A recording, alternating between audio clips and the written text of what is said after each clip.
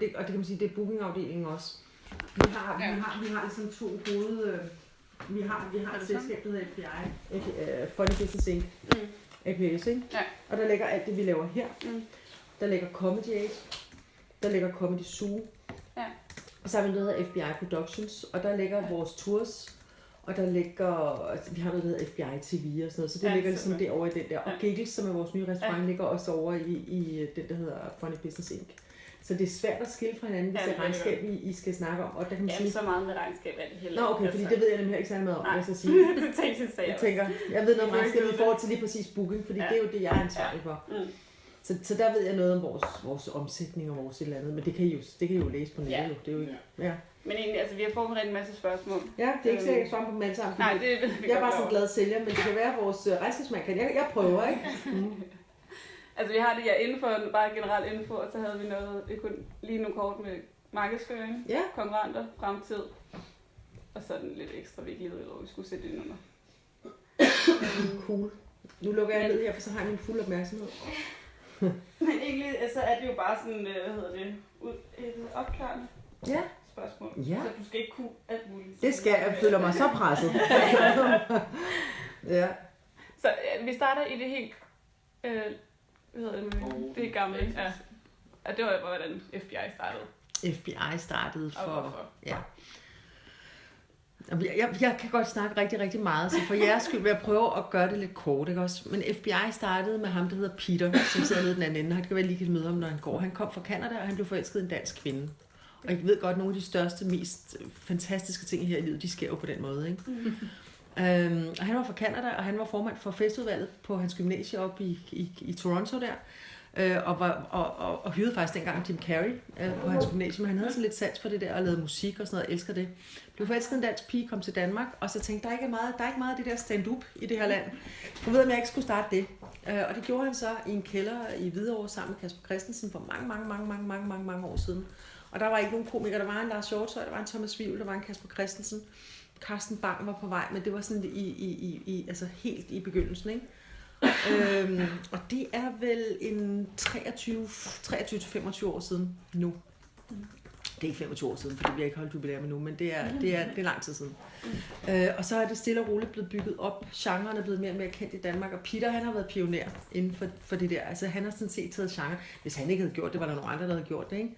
Men da han kom, fandtes det ikke. Der fandtes linje 3, og der fandtes... Ørkenens Sønner, ved jeg ikke om fandtes, det gjorde de nok ikke, men det var den type ting, der fandtes. Men det der med en mand, der stiller sig op, og det er typisk en mand, desværre bliver jeg nødt til at sige. Vi har heldigvis Linda P. og sådan noget også, men det er jo tit en mand, ikke? Og fortæller historier om sit eget liv og sig selv, for det er jo det, de gør. Det fandtes ikke på samme måde, før han kom. Er det fyldestgørende? Hvornår oprettede han så altså der står noget med noget 98, men det var det der blev APS bare? Ja, det tror jeg det var. Jeg tror han har startet en lille smule mere Klondike, for at være helt ærlig. Ikke at det nogensinde har været Klondike, fordi han var rigtig dygtig fra starten til at finde en partner i Danmark. Altså Carlsberg tog han ind som en partner på det første sted, vi havde, der Comedy Zoo inde i Boldenskov. Altså det er han er super god til markedsføring og sådan noget, men det vil jeg tro. Vi kan gå ind og høre hos Benny, hvornår det blev oprettet. 98 er meget godt bud på det. Hvad? Det står bare på vores, vi har også en skole, hvor vi kan finde data. Vi siger bare 98. Ja, det er godt nok. Men hvad så med Comedy Zoo? Var det Comedy Zoo startede med ikke at være vores. Det startede i Boldenskov, hvor vi ligesom legede os ind, og så havde Peter en drøm om at købe sit eget. Jeg kan simpelthen ikke huske, hvornår det var, vi købte Comedy Zoo. Det var før min tid, og jeg har været her i 15 år snart, ikke? Så det er ret gammelt nu. I starten var det inde i Boldenskov, hvor der var et sted, hvor vi var nogle dage om ugen, ikke? Og så havde Peter den her drøm om at købe sit eget sted. Og så blev det, der hed Delta Bio inde i Knabbrostræde. Jeg ved ikke, om jeg har været på Comedy Zoo. Men det er sådan et dejligt sted, hvor vi har cirka 200 pladser. Og det blev så ledigt, og så byggede vi det om og lavede det til Comedy Zoo. Og så havde vi i mange år en drøm, så lå der sådan en frygtelig restaurant på hjørnet. Sådan en helt forfærdelig kinesisk restaurant, hvor det virkelig var... Altså, jeg kan slet ikke forstå, at man kan få lov til at lave mad sådan et sted, som folk betaler penge for at spise. Det var forfærdeligt. Og den fik vi lov til at købe efter mange fik vi lov til at købe. Nej, den startede vi her i juni måned, åbning. Så det er der overhovedet ikke gammel. Og det har virkelig været en drøm at lave noget ordentligt mad i nærheden af, det er jo vigtigt, ikke?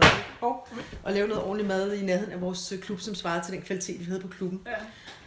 Og vi brugte dem aldrig. Vi kunne aldrig lave noget med mad på Comedy Zoo, fordi så skulle vi købe deres mad, det lå i vores legemål, og det var forfærdeligt, det kunne vi ikke. Altså, frygteligt. Så, ja. Men var det hurtigt? Nu sagde du, at I var der inde et par gange om ugen. Hvad var der så ellers? På Boldenskov? Ja, hvorfor hed det Comedy Zoo? Jamen det Comedy Zoo hed det heller ikke til at starte med. Men så var der musik og bar og sådan noget. Så det var bare sådan et venue? Det var nemlig en venue, hvor vi lige præcis, som vi ikke ejede, hvor vi ligesom havde et samarbejde, ikke? Ja. Med dem. Der var heller ikke lige så meget. I dag har vi jo shows hele ugen, og fredag og lørdag har vi 2 shows. Så hele ugen kan man komme derind. Dengang var det måske i weekenden, ikke? Og der var markedet heller ikke lige så stort. Altså markedet er bare vokset. Altså både fra de 5 komikere til de 30. Og fra de... publikumsmængden er også vokset helt vildt. Okay. Så det var bare den udvikling, der skete, ikke? At det var ikke nok med torsdag, fredag og lørdag. Konceptet.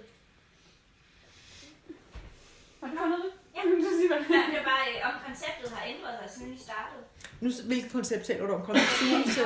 Comedy Zoo. Altså det der med, at dengang kunne man vel bare sådan gå ind og købe billetter, og, eller komme man gratis ind? Eller nej. Det tror jeg ikke, man gjorde. Det går ikke forstå. Altså, ja, det hele har ændret sig. Alting har ændret sig. Hele vores ramme har ændret sig. Udbud og efterspørgsel har ændret sig. Hvor de komikere, vi sælger, har ændret sig. Publikum har ændret sig. Før i tiden, tror jeg, var det rigtig meget unge hvide drenge i alderen fra 18 til 22.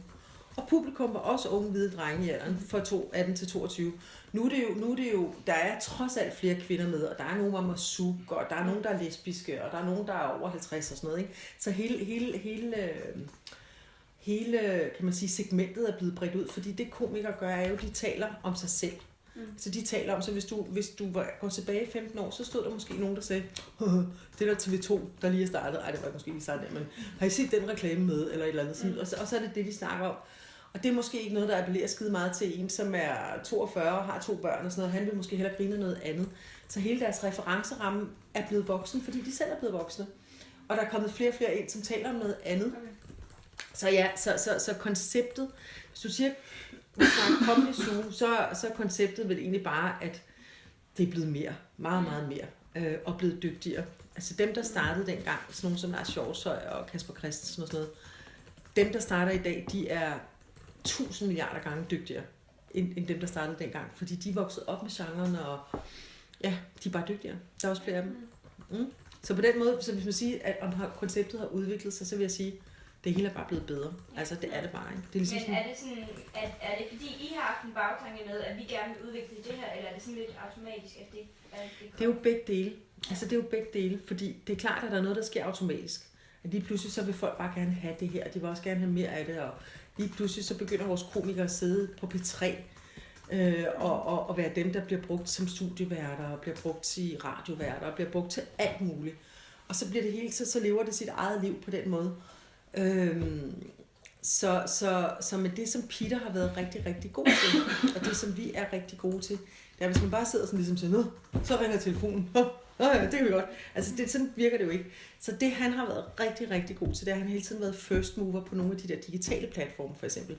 Så da jeg startede her, der lavede vi stadigvæk VHS'er, ikke? Altså, I ved godt, de der store og sådan noget, ikke? Og så var vi nogle af de første, der lavede DVD'er. Så var vi nogle af de første, der lavede downloads og sådan noget frem og tilbage. Vi har det, der hedder FBI TV, så han har hele tiden været dygtig til at være den første, der gjorde noget nyt digitalt. Eller sagde, hey, vi skal da også have en restaurant, eller vi skal da også have tingene til at spille. Altså, så på den måde udvikler man jo inden for rammen rigtig, rigtig meget. Rigtig, rigtig meget. Altså, hvis du bare sidder på din flade og siger, vi gør ting, som vi altid har gjort det, så vil vi ikke. Så det er jo begge dele, kan man sige. Men også i forhold til Comedy Zoo, altså, er det gennem jer, man så er man hvad? Booker sig ind? Altså, hvis man gerne vil have noget materiale torsdag aften. Hvis du gerne vil optræde, ja. Det er mig, der lægger programmet. Okay. Og der lægger jeg programmet som, det er 3 komikere, typisk, det kan også være et one-man-show, det kan også være et dobbeltshow, men typisk er det 3 komikere. Ja. Det laver jeg, og det laver jeg et halvt år gangen, eller 3 måneder gangen. Men er det så dig, der ringer og siger, har I noget materiale, I kan komme på den her dag, eller kan I bestille det først? Nej, jeg tager dem, som jeg ved kan sælge billetter. Jeg kender deres materiale, det er mit arbejde, så jeg ved. Så det er ikke sådan, at jeg siger, har du noget, det skal de have, det er deres arbejde. Så jeg ringer til dem og siger, og lægger et program, som vi tror på kan sælge billetter. Okay. Fordi det er det, vi er sat i verden for, det er ligesom at sætte billetter og sørge for, at der kommer nogen ind og sådan noget. Så det er mig, der lægger det program. Men hvis du har noget materiale, som du siger, på den der måde, så har vi det, der hedder mandag aften og onsdag aften har vi open mic. Okay. Der kan du i princippet komme ind, hvis du synes, du er sjov, og så lave 5 minutter. Der kan man komme ind og optræde. Og det får man ikke penge for, men man har et publikum, og man kan prøve noget af. Og det kunne være alt fra dig, hvis du gerne vil det. Og så til Frank Hvam, der har noget nyt materiale. Så sådan en aften kan være... Altså, hvis du aldrig har optrådt før, så starter du ikke derinde. Så starter du på den glade gris, eller hvad det hedder, og sådan nogle små steder, ikke? Og når du så har optrådt 2-3 gange, og du stadigvæk ikke er død og skræk, og tænker, det er meget sjovt, så kommer du derhen. Og så kan du lave 5 minutter. Og du kan prøve nyt materiale af. Hvis du skal ud på en tur, for eksempel, og skal virke, altså selvom du er Frank Hvam eller Linda P., så er du stadigvæk ikke helt sikker på, om det virker. Så det prøver man dag der. Og det er stadig betalende gæster? Ja, men det er billigere. Okay. Er det på huset København? Hvad? Er det I har på det der? Nej, vi har ikke noget der. Vi har kun Comedy Zoo. Comedy Zoo København og Comedy Zoo Aarhus. Okay. Huset, det er nogle andre. Ja. Det er tit komikerne selv, faktisk. Altså, vi samarbejder med dem. Vi har også sat nogle shows op derhen, men vi har ikke, altså, det er jo kommunalt. Så vi kan godt finde på at bruge det som en venue til en tv-optagelse, eller til, hvis vi ikke har plads på Zoom. Jamen, for de har nemlig også det der mandag og onsdag eller mandag og torsdag. Det har de nemlig, ja. Ja, så er det bare igen tilbage til den generelle. Det er bare, hvor mange her på arbejdspladsen. Her på arbejdspladsen. Ja. Her der er vi 10 på kontoret her. Ja. Og så har vi jo alle vores søde mennesker inde på Kiggels. Ja. Der har vi et køkken med nogle kokke og tjener og alt sådan noget. Og så har vi Zoom, der tror jeg, der er omkring. Jeg har lige bestilt julegaver til dem. Det ved jeg faktisk godt. Der er 30 til 40. Okay. Ja. Og det er sådan noget, altså det er jo barpersonale og teknikere og garderobedreng. Hubert har lige blevet garderobedreng. Er det rigtigt? Yes, det er min søn. Ja. Så jo. Så der har vi, det er jo sådan nogle løsarbejder. Det er jo sådan ligesom jeres nogle studerende, ikke, der har et job ved siden af. Hvor mange vi startede med at være? Vi startede med at være Peter. Kun Peter? Ja. Og så er jeg den, der har været her næst længst. Og det er ufattelig mange år, faktisk. Men så er der jo, og alle dem, der er her, vi har faktisk mange af os arbejdet sammen før, i andre sammenhænge. Og der er dem, der er her, har været her længe. Altså virkelig, virkelig længe. Det er en god, altså det er faktisk en rigtig god arbejdsplads på den måde, man vil gerne være her. Så det er ikke sådan, så altså det er det ikke. Men så prøver vi at få nogle unge ind også, fordi det er jo vigtigt. Så vi er jo gamle jo. Ja. Ej. Okay. Jo. Har I altid været her? Eller Nej. Så var der den der kælder ude i Hvidovre, hvor Peter han ligesom startede. Ikke? Og så var vi i Nordvest. Det er virkelig det hårde gademiljø der. Ja, det var virkelig. Altså, jeg kan huske først. Det er det stadig, ja. Men første gang, min allerførste arbejdsdag, så havde jeg fået sådan en fin computer. Det var den flotteste, jeg nogensinde havde haft. Sådan bærbar og sådan noget. Det var altså ikke, havde jeg altså ikke dengang, vel? Og frem og tilbage og sådan noget. Så da jeg kom næste morgen, så havde der bare været totalt indbrud. Det var og det var den anden dag, jeg var der. Jeg følte, det var min skyld. Jeg tænkte, gud nej, tænk, nu er den blevet studerende. Det var heldigvis på sjovt der. Så ja, og så har vi været her siden. Ja. Og så har vi nogle gange leget lidt med tanken om at måske flytte ind til byen og være der ved siden af klubben og restauranten. Men det er altså også bare dejligt at holde møder her, og det er dejligt, at der er luft, og det er nemt at komme til og sådan noget. Så... Ikke følge GPS. Hvad? Nej, det ved jeg. Men tro mig, der er mange, der ikke kan... Det er virkelig... Der er mange, der ikke kan finde ud af. Ja. Vi har lidt været inde på det her, men det er det der med, hvordan I ligesom har fået placering her på markedet, og hvilke tiltag I har taget. Men du har selv været inde på Giggles og FBI-TV. Ja, men det er noget med at blive ved med at... Altså, fordi det vi gør, er jo sådan set det samme. Vi gør det bare på en ny måde. Og det, altså, vi har fået konkurrenter. Altså, ja, det har vi jo fået, ikke? Ja. Og det er klart, at det kan vi gerne svare på, når jeg kommer til det, men ja, det er til svar på, når jeg kommer til det. Ellers kan du slet ikke følge med derovre. Du tror simpelthen bare, det er fordi, I ligesom har været dem, der først har taget tiltag til for eksempel at få DVD'er eller komme ind på de sociale medier? At hvad? At det er derfor, I ligesom har bibeholdt jeres store markedsføring? At vi er markedsførende? Ja. Det er noget af det. Ja, det er klart noget af det. Det er ikke kun det, men det er bestemt noget af det. Ja. Det vil jeg sige. Så igen, din stilling helt konkret. Du er chef, og talentudvikler, så vi kan se. Ja. Og det er bare... Det er korrekt. Men jeg har bare en idé om, at I lidt hjælper hinanden, eller hvad man siger. Absolut. Ja. Altså, jeg vil sige, at vi har nok det, man vil kalde en meget, meget flad struktur. Okay. Og noget af det, der kendetegner den her arbejdsplads, synes jeg, og dem, der er ansat her, det er, at det er meget selvstændigt tænkende mennesker. Der er meget lidt hierarki, og der er meget stor ansvarsfølelse. Og der er meget stor dedikation. Og det er meget, altså, det er meget 24/7, altså på den gode måde, fordi det betyder også, at arbejde og fritid, synes jeg, smelter meget sammen. For eksempel så er vores komikere jo ude og arbejde om aftenen, hvor jeg egentlig har fri, eller det har jeg så ikke, vel? Eller i weekenderne, hvis der er en, der bliver syg, så på den måde, så smelter det sammen. Det er ikke sådan, at man går hjem fredag kl. 4, og så er det det. Sådan er det ikke. Til gengæld ligger der en fleksibilitet, så nogle gange kan man holde fri på andre tidspunkter og sådan noget. Så det hænger lidt sammen med alle, der er ansat her, er meget enormt ansvarlige og enormt selvstændige og enormt sådan selvkørende. Det ligger der nogle andre udfordringer i, men det er helt nødvendigt. Også fordi vi opnår nogle stærke typer, synes jeg, dem vi arbejder med, er sådan lidt nogle, så der er nødt til at være sådan rimelig solid for at kunne navigere det. Hvor mange år var det, du sagde, du havde været?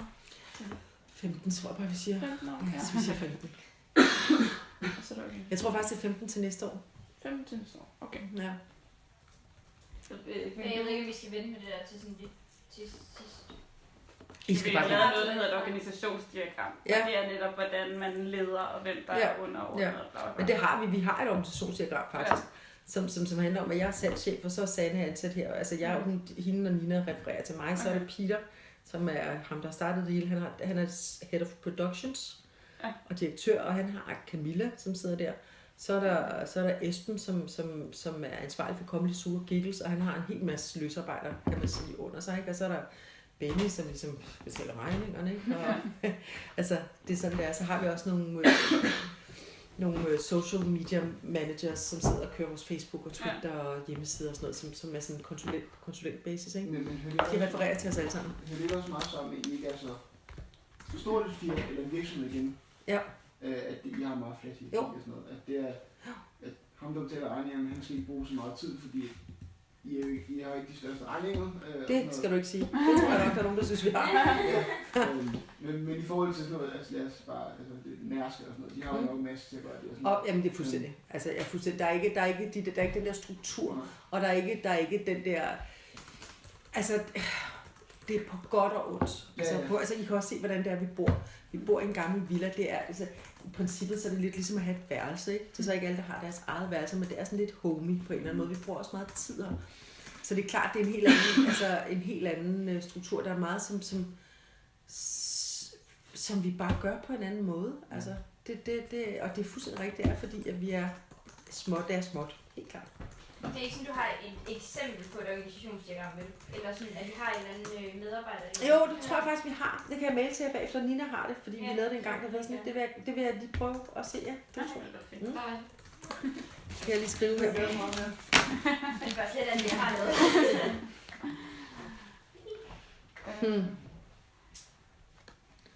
Ja, så med Comedy Zoo, der er også en afdeling i Aarhus, hvor det er for år siden den åbnede, ikke? Jo. Og det er også jer, der styrer det? Eller? Ja, okay. Men det er et samarbejde med Aarhus Musikhus. Okay. Det er inde i selve Aarhus Musikhus, jeg kender Aarhus, men der er så et stort musikhus. Ja. Inde i det, så går man igennem alt det der marmor, og det er helt vildt sådan noget. Her er der opera og ballet-agtigt. Altså det er virkelig sådan, vores klub er jo sådan lidt en klub. Det er sådan hyggeligt. Hvad siger du? Det er højtideligt op. Ja, det er sådan lidt pænt, og det kan være sådan lidt, men inden sådan i midten af den, så kan man gå ind i sådan en sort sal, som er helt sort, men bare simpelthen så hyggeligt. Og en fantastisk, altså der kan sidde 150 mennesker, det er helt fantastisk. Og det startede vi, og vi startede det selv, hvor vi egentlig lejede det af Aarhus Musikhus. Nu har vi til lavet samarbejde siden, så vi er der. Men det er ligesom i starten her i København, der er vi der kun fredag og lørdag. Okay. Ja. Og er det så københavnske komikere, der kommer op? Okay. Det er det. Men der er altid en lokal på. Der er altid en first spot, som er lokal. Og det er jo også for at pleje det der vækslag. Og sørge for, at de er tæt på os. Sørge for, at vi kender dem. Sørge for, at vi har lige hørt en virkelig sjov fyr, der hedder Jonas Mogensen, som er fantastisk. Og han kommer derfra. Okay. Han har været ude som opvarmer på Ruben Søltoft show. Og han er sådan helt vild. Altså, og han har været en del af det der miljø, så det er vigtigt for os, at vi også er attraktive for dem. Der kommer virkelig nogle sjove historier fra. Så det er sådan altid dobbelt. Det er altid både i forhold til publikum, men også i forhold til komikerne, som jo også er vores kunder, ikke? Så det er sådan lidt altid dobbelt. Ja. Ved du, hvornår I startede med at samarbejde i stedet for bare live? På Comedy Zoo? Ja, i Aarhus. Sådan det gjorde vi den 1. januar 2016. Okay. Ja. Så det er forholdsvis nyt. Det er fuldstændig nyt. Det er fuldstændig, ja.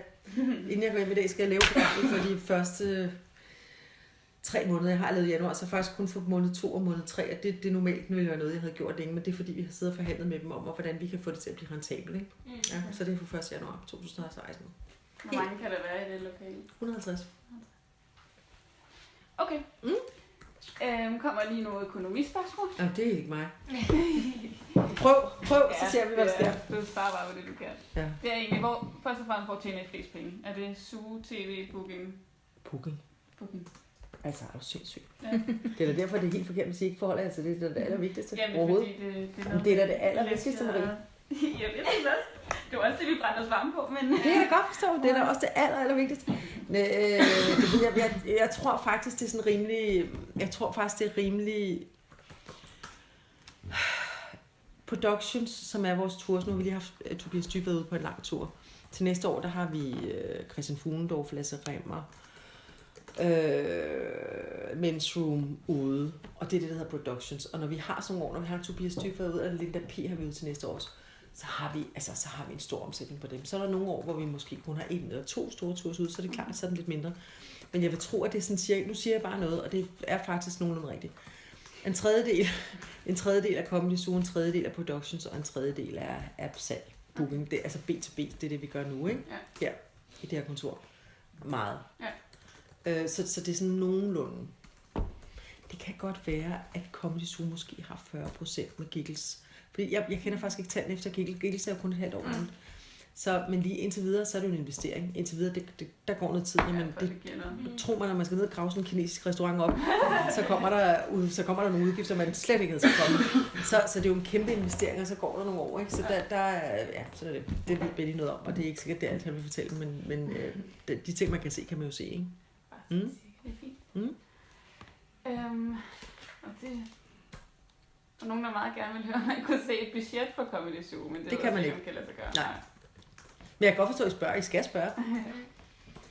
Så er det, hvordan I selv ser økonomisk set. Altså, går det godt, eller er det går rigtig, rigtig godt. Det går rigtig, rigtig godt. Og det, der er rigtig godt ved vores forretning, i forhold til konkurrenters, det er, at vi har lidt af det hele. Vi har både vores eget spilsted, det er der ikke nogen andre, der har. Og vi har vores eget, vi har vores egen klubcirkel, hvor vi laver tours. Jeg laver også en lille tur, der hedder Comedy Zoo Tour, som blandt andet har været på Gimle i Roskilde. Altså, som er sådan en mindre tur, som ikke er de store, men som er en mindre tur. Og i de år, hvor de store virksomheder under finanskrisen havde det rigtig, rigtig svært, altså hvor de sagde, at vi kan ikke bruge 50.000 kroner på, at en komiker kommer ud og underholder en halv time, fordi vi har lige fyret mennesker. Altså det kunne vi jo rigtig, rigtig godt mærke. Eller at de der kick-offs, som der er for eksempel til januar, hvor nu skal vi se, og 2016, og hvad skal vi så? For der brugte de rigtig mange penge før i tiden. Det gør de igen nu, men der var det jo nogle år, hvor de selvfølgelig ikke gjorde, fordi det gik dårligt. Der skete der så det, at folk købte flere billetter. Altså folk købte simpelthen flere billetter, både til vores turnéer og til Comedy Zoo. Fordi at det kunne godt være, at de ikke havde råd til at tage til Thailand på vinterferie, fordi det var rigtig, rigtig dyrt. Men de trængte til at more sig, fordi det var lidt hårdt det hele. Så der har vi jo en fordel, så vi kan skrue op og ned på de ting der, ikke? Så da vi tager penge på B2B, det gjorde vi faktisk ikke, men da man kan sige, da omsætningen gik ned, og vores overskud på den del blev mindre, så blev den større på den anden. Det er noget, der hedder lipstick economy, tror jeg, det kan I prøve at google, som handler om, at når man ikke har nogen penge, og når det hele er lidt hårdt, så har du måske ikke råd til at købe det helt store Gucci-sæt, men du har råd til at købe den der nejlak, eller den der lipstick, ikke? Altså, så du bruger stadigvæk penge, det er bare på nogle andre ting, fordi du har stadig behov for, og man ved under finansielle kriser, så har folk enormt meget behov for at grine, og det har vi altså godt kunne mærke på billetsalget. Okay. Så det er vores fordel. Det er også en af de ting, der gør, at vi er stærkere end vores konkurrenter, fordi vi har bare flere hylder. Ja. Altså lige den økonomi, det jeg sidder som sådan en meget og sådan noget. Ja, så har vi ikke noget at snakke om, der er meget, tror jeg. Men det var fordi, at nu kan jeg jo se, at jeg var inde og kigge på den hjemmeside, hvor vi kan se nogle af tallene og sådan noget. Nå, for sådan. Altså nogle af tallene, ikke? Ja. Og der var jeg har haft et rigtig stort fald, jeg tror det er i det der 2012. Især på, når man bare kigger på nøgletallene, men det kan man også sige, det hænger sammen med jeres omsætning. Især på det her afkastningsgrad, der er gået næsten 20% ned. Og har det noget at gøre med den her finanskrise? Fuldstændig. Og det er noget sluppet, vil jeg sige. Ja. Og det var noget, det, som du måske snakker om, det her med, at så får vi bare nogle andre ting. Ja. Det er lige præcis det, at det er klart, at vores B2B helt klart, altså det er klart, altså lige præcis af den grund der, at hvis at når firmaer fyrer, altså det, jeg ved ikke om I har set de der, jeg tror det er rytteriet eller sådan noget, der har sådan en eller anden fyringsklovn, har I set det? Det er sådan en joke, sådan noget med, jeg har en dårlig nyhed, men der kommer en klovn og fortæller den, ikke? Altså det gør de jo ikke, det er klart, at de bruger ikke penge, de skærer ned på alt. Så det er klart, at de store dyre komikere, der blev markedet altså virkelig drastisk mindre i en periode. Noget af det, der også er det gode ved os, fordi vi arbejder så meget med vækstlaget, som vi gør, og sørger for at komme tæt på, både via Comedy Zoo Aarhus og det, der hedder DM i stand-up, hvor vi virkelig sådan laver talentpleje og sådan noget, ikke? Det er, at vi har rigtig gode komikere, der koster 8.000 kroner. Altså du kan faktisk virkelig få en god komiker ud for 10.000 kroner. Så Mick og Frank og dem, de koster 40-50 derop. Men du kan sagtens få en, som du måske endda også har set på tv, som virkelig kan rive folk rundt i en halv time for 10.000 kroner. Og der har vi også, altså det har hjulpet os rigtig meget. Det der så bare er, dem skal vi så lave 5 af, hvor vi kun skulle lave en af de andre. Så det er klart, at vi har skulle løbe hurtigere for at lave bare en omsætning, der lignede. Men det har været en styrke for os, at vi også havde et vækstlag, hvor vi virkelig kunne stå på mål for dem og sige, det her, det er virkelig godt, for det er det. Det kan godt være, at han ikke er så kendt, men han er virkelig sjov. Men er det der, du er inde over med, når nu der står, du talentudvikler også? Okay. Du fanger de nye? Ja. Vi har lige signet 3 nye her. Men det gør vi jo selvfølgelig i fællesskab. Esben, han står rigtig meget og ser open mics. Så han kan godt finde på at sige, ham her skal vi lige holde. Altså, det er et kæmpe samarbejde mellem os alle sammen. Så en af jeres styrker, det er faktisk, at de har så bredt et fuldstændig rigtigt. Både klar i kriser og i højtider. Ja. Både i forhold til vores udbud, i forhold til de komikere, vi arbejder med, fordi det er fra høj til lav. Ja. Og det er ikke det samme som fra god til dårlig, for vi har ingen dårlige. Vi har jo konkurrenter, der har nogen, som vi simpelthen aldrig nogensinde vil finde på at sælge. Aldrig. Ja. Så fordi vi har det, og også fordi vi har så mange forskellige områder, altså billetsalg og corporate ting og alt muligt. Og tv. Vi producerer også tv jo. Ja. Og så den anden ting, når vi snakker om jeres leverandører, hvem vil du betegne dem som? Nu hørte du lige, du sagde, at jeres kunder, det kan også være jeres komikere jo. Ja. Men hvem vil du, fordi vi har snakket om, at jeres leverandører, det kan også være komikerne. Det er komikerne. Altså vi har 2 slags kunder, sådan som jeg ser det. Ja. Altså vi har vores kunder, som er Novos julefrokost. Ja. Bum, vi køber en komiker, vi laver en kontrakt, vi får nogle penge for det, alt er godt. Og så har vi nogle kunder, som er vores komikere, som vi jo skal konkurrere med andre om, som også gerne vil have dem. Så vi skal sikre, at vi er de bedste til at opfylde deres behov. Ikke? Okay. Vi skal sikre, at de er glade hos os, at de føler, at deres karriere går den rigtige vej, at de føler, at de bliver eksponeret rigtigt, at sådan nogle lavpraktiske ting, som at de tjener nok. At vi simpelthen er gode til at lave forretning til dem, at det vi gør er noget, de kan stå på mål for og synes er fedt. Ikke? Så jo. Så jeres komikere er både jeres kunder og leverandører? Ja, det kan du sige. Ja, det synes jeg. Ja, de skal plejes. Altså, jeg skal også vide, det synes jeg er en stor del af vores arbejde. Jeg skal vide, når deres koner har termin, eller har fødselsdag, eller jeg skal vide, at de går til karate om mandagen. Altså, og så siger jeg, hey, hvordan gik det? Fik du det sorte bælte? Altså, det er jo personligt, på godt og ondt. Altså, det er jo ikke, det er jo virkelig, altså, vores vare er jo ikke køleskab, som du ved, som bare tænder, når man tænder på knappen. Der kan være mange ting. Og det er faktisk noget af det vigtigste, vi gør, det er også at sørge for, at de har det godt, og det er jo sådan lidt en følsom ting. At altså dem, der stiller sig op og gør det, det kan godt være rigtig følsomt, altså rigtig og der er måske også en grund til, at de har valgt sig at stille sig derop til at starte med, som adskiller dem fra andre mennesker. Jeg kunne aldrig finde på at gøre det, for eksempel. Altså jeg vil hellere dø, end at stille mig op på en scene og sige, er jeg sjov nu? Fordi det er simpelthen så hårdt, altså.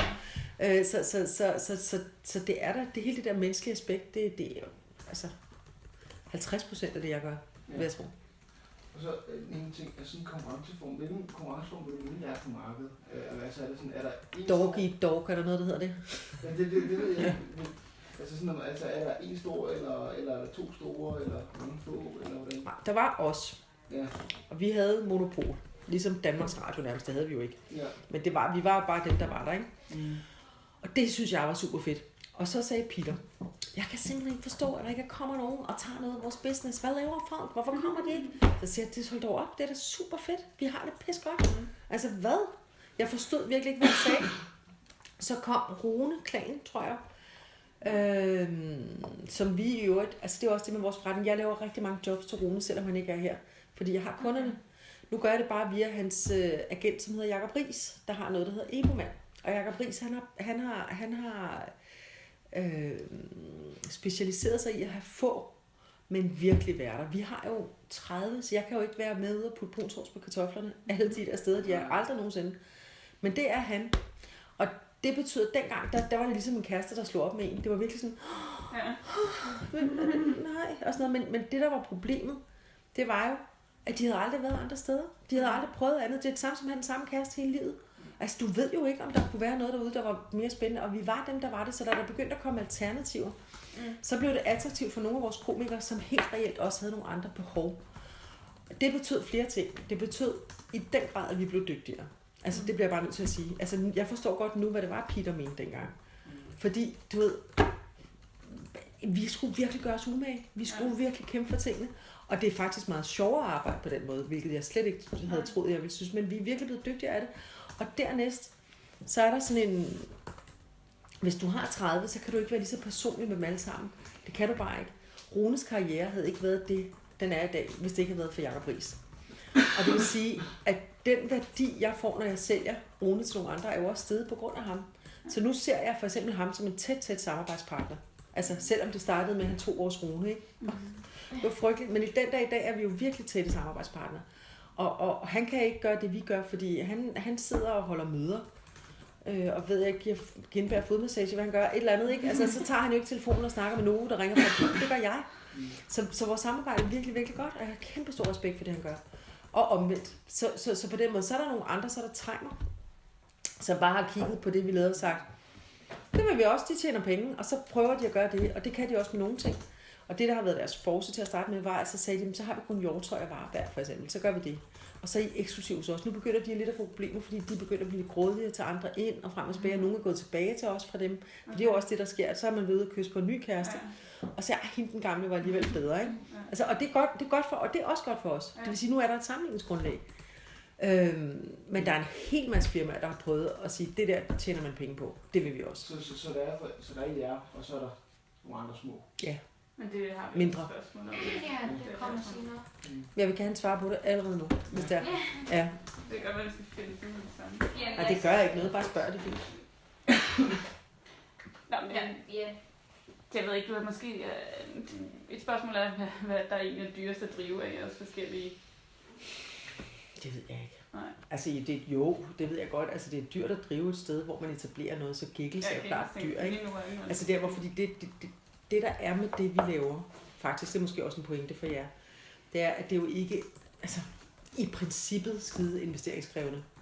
Hvis du har en telefon og en computer og en komiker, så kan du lave forretning. Jeg skal ikke have store lastbiler ud at køre, eller altså det skal vi jo ikke, så på den måde. Men hvis du gerne vil udvikle og gøre det godt, så er man nødt til at investere. Så vores lønninger er selvfølgelig, det er tungt, ikke? Ja. Og investeringer i Comedy Zoo, og investeringer i vores website, investeringer i vores FBI-TV og sådan noget, ikke? Det er selvfølgelig tungt, hvis man vil gøre det godt. Ja. Det er også det, der, altså, og der siger Peter jo på den amerikanske måde, han kan, ikke? Takes money to make money, og det har han altid, han er meget god til penge, men han ved også godt, at man skal investere, og det har han gjort fra starten. Hvilket er klogt. Et kort af det er bare, hvordan det går med Giggles. Det går godt. Det går godt. Ja, det går rigtig godt. Men det er jo klart, at lige nu, altså hvis man kigger på det rent, så giver det jo ikke overskud, og det kommer det ikke til at gøre i 1,5 år. Altså der er sådan nogle, det kan være, I kender dem, det går ud fra, I måske kommer til at lære i hvert fald. Der er simpelthen sådan nogle modeller for investering, hvornår skal det så være break-even, og hvornår begynder man så at tjene penge. Det er der et stykke tid til. Ja. Men lige nu ser det godt ud. Ja, det gør. Det kan se rigtigt. Og det er også fordi, vi har fået alle vores komikere med. Så vi har jo sådan en hel her af gratis markedsføring, fordi det er rigtig god mad, vi laver. Okay. Og de er rigtig begejstrede, så de Twitter sidder på Giggles og og så der. Plus at der er den der idé om, ikke både idé, men også realitet omkring, at hvis du kommer derind, hvis I kommer derind, så vil I formentlig komme til at sidde og spise ved siden af Simon Talbot eller Linda P., fordi er der meget. Ja. Så der er kommet sådan en ånd derinde, hvor det er sådan en bonus, at hvis hvis man spiser der, så er der en ret stor chance for at møde en kendt komiker. Det er der rigtig mange mennesker, der synes er sjovt. Ja. Men det er en aftale, I også sammen komikerne? De får en god rabat. Ja. Ja, det skal også være komme. De får en rigtig god rabat, ja. Men tro mig, de vil virkelig ikke spise. Ja, det skal I gøre. Men de vil ikke spise, hvis det ikke. Altså, de er jo forventet, ikke? Altså, så vi, på en eller anden måde har vi formået at få dem til at tage en lille smule ejerskab på det. Okay. Og nogle af dem er decideret stolte af det. Ja. Altså, de vil gerne være med ombord på den der. Og det er en god markedsføring for os. De synes også, det er et godt navn. Ja. Ja, det snakker vi også om. Giggles, ja. Meget sjovt. Jeg var i tvivl om det. Det er Peters, der fandt på det. Så sagde jeg Giggles, vi havde sådan, hvor vi kastede navne op og drak vin, og så var vi alle sammen med til at prøve at finde et navn, og vi havde en konkurrence også blandt vores komikere, måske også på vores Facebook-side, tror jeg. Og så sagde Peter, han skal hedde Giggles. Så sagde han, Peter, du er i Danmark, tror du folk kan kigge? Jeg sagde, så sagde han, tror du folk kan sige Google? Så sagde jeg, det tror jeg godt, de kan. Så kan de også sige Giggle. Og det var rigtigt, og det var det samme. Jeg tænkte, ved du, folk kan finde ud af det der Giggles. Det kunne vi godt. Men Google, det var et ret godt argument, ikke? Jeg tænkte, hvis de kan det, så kan de sgu nok også det. Ja. Så har vi også nogle spørgsmål til jeres markedsføring. Altså, vi har blandt andet set her forleden, at I markedsfører selv på i Metro Express. Ja. Og så kan vi også se, at I markedsfører selv inde på de sociale medier af jeres website. Men er der andre steder, I kører sådan? Vi kører på for eksempel Billetlugen, når man går ind i det univers. Det er jo forskelligt, hvad vi gør. Så hvis vi har en tur ude, gør vi noget andet, end vi gør det på Comedy Aid. Comedy Aid, der kører vi også busser, for eksempel bussider. Og så har vi nogle monsterboards, tror jeg det hedder, ikke? Sådan kæmpe store boards, for eksempel når man kører på motorvejen. Så kan man se noget med bordplader eller noget med FBI eller andet, ikke? Så man se der. På Rådhuspladsen kører vi nogle gange de der lysaviser, der kører der. Men det er sådan op mod en tur, eller op mod Comedy Aid, der vi kunne se rigtig, rigtig meget. Det er jo også noget af det, vi gør med Comedy Aid. Vi giver 1 million til Red Barnet. Altså vi arbejder og giver 1 million. Og der er ikke nogen modsætning mellem det, fordi det er jo bare godt. Så er der også en kæmpe markedsføring af vores komikere. Og det er ret intensivt, når vi laver Comedy Aid. Så det er det også. Så gør vi også noget lokalt. Altså når vi er i Odense for eksempel, så har vi et sted, der hedder Magasinet, som vi samarbejder med. Så laver vi lokal annoncering der. Men jeg er for eksempel Billetlugen. Hvis du går ind på Billetlugens univers, og du køber en billet til Comedy Zoo, så har vi sådan lidt sådan en, hey, hvis du godt kan lide det her, er du måske også interesseret i det? Har du hørt at? Altså, så vi prøver at lave sådan nogle synergier. Vi laver også synergier på Comedy Zoo. At hvis du sidder derinde og ser et show, så er der sådan nogle hvad hedder sådan nogle bordskåner, hedder det ikke? Det er sådan nogle bord. De der. Ja, ikke? Der står der, man kan se. Præcis, ikke?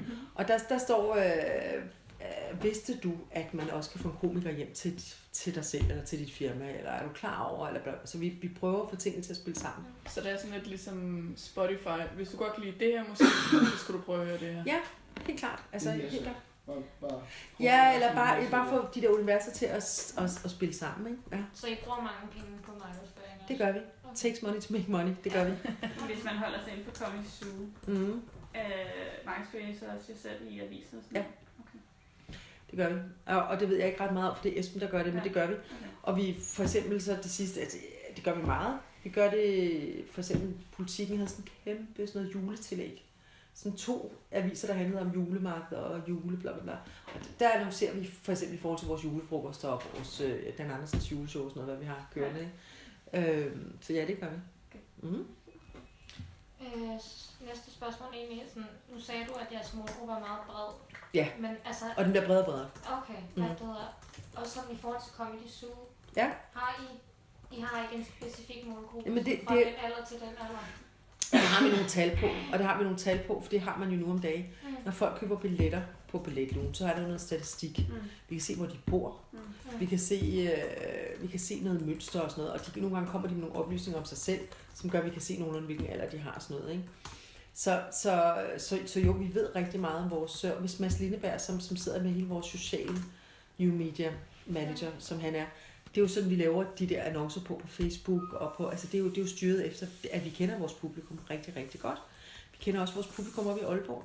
Altså for eksempel, når vi skal lave Comedy Aid op i Aalborg.